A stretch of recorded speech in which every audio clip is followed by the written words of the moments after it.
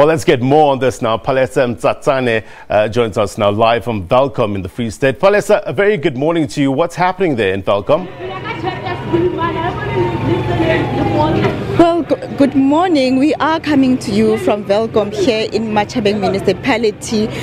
There's very long queues here. There's a lot of interest. People from all sorts of background, blacks and whites, are all here queuing to get into the Freddie Mayer Hall to come and make their inputs on this very important subject. We were in Botshabelo yesterday, and in contrast to here, there was police presence, but here we're seeing a lot stronger police presence, and I suppose it's because of the background here in Welkom, where we've seen many protests in months and weeks that we've passed, where people have been demanding sites where they can live. So it's really a hot topic here, particularly in Lejoliputswa district. But I mean, it's the same thing across the Free State. People for a long time have been demanding sites where they can live. So there's a lot of interest from people from all walks of life. Palesa, do the people have faith in hearings such as this? Do they think they're going to get any results out of this? Well, seeing from the interest that this has generated, there must be hope that people will get some kind of result. I mean, yesterday, Farmers Union, Free State Agriculture came out very strongly to say that they foresee literally economic suicide if expropriation without compensation goes ahead. And we've heard that on the contrary side, people saying that this must happen. But we've got just a few guests lined up just to hear their views. What is it that they want to put forward today? Good morning, sir. Thank you very much for your time. What is it that you would like to put across, that you want this parliamentary committee to hear? Good morning, ma'am. I would like to say just that expropriation without compensation is going to take away property rights, and I don't think that is something that South African economy can withstand. We're not strong enough. We as a group of farmers are all for giving people property rights. There's a lot of people staying in townships around the country and been living on the same plot for more than 20, 30, 40 years. Even people living there for 5 years. We say just give those people at least their property right for a start. That would be the biggest capital input this country would ever see, and it's basically for free because those people actually own that land already. Just transfer property right so they can use that as security at the bank, and because there's a lot of people that have the ability to build their own houses, but without the security of the property, the bank won't lend them that money. But once they have the property right, those people can go to banks and actually borrow the money to build themselves a decent house. And think about the magnitude of a building society that is being created just through that.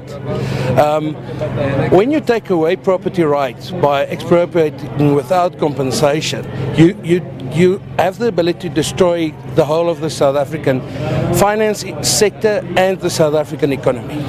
What about the argument for some people that they too want to enter the agricultural land space?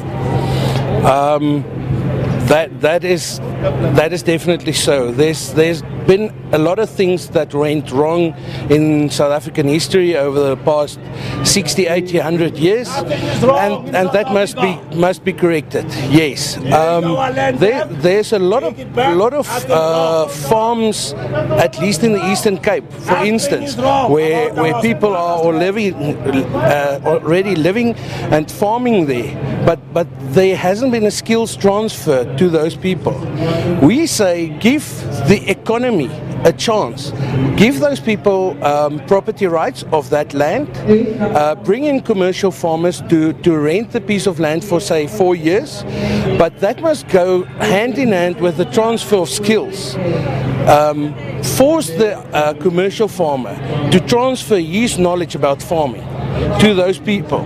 He's already leasing the land from them for 3 to 5 years. That is not enough capital if you bank it over 5 years to start up with a proper commercial farm yourself, but it also starts with transferring property rights. Because without property rights, those people can't lease out their land and can't source an income. Thank you very much, sir, for your time. Thanks Thank you. Sir, can you just please step forward? We just want to hear also your view on this issue of expropriation without compensation. Where do you stand with this? Look, again, we must not forget that also urban land is an issue.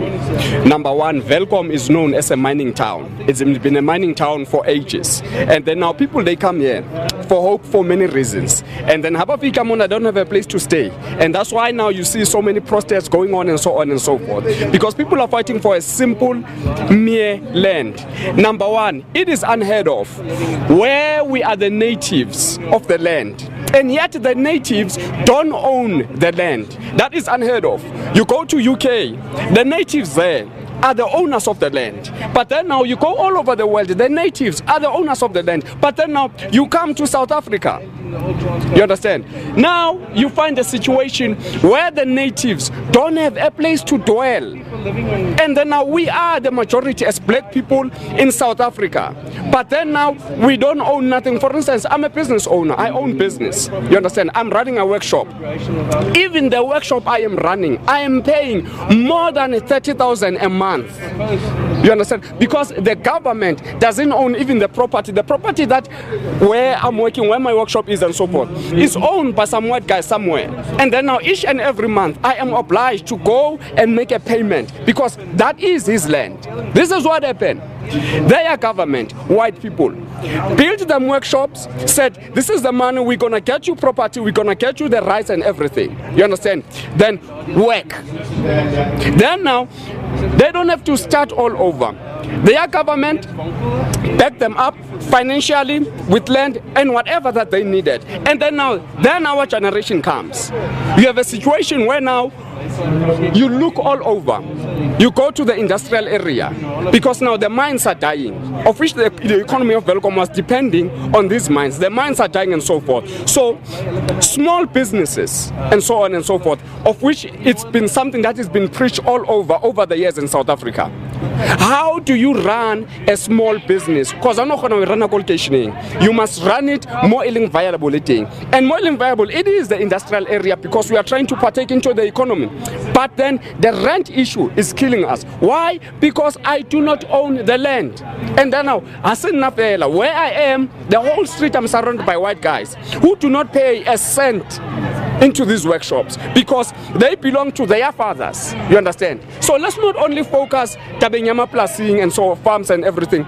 Urban land also is an issue to run the economy, to boost the economy. Now, 30,000 at least if then we're not, okay, fine.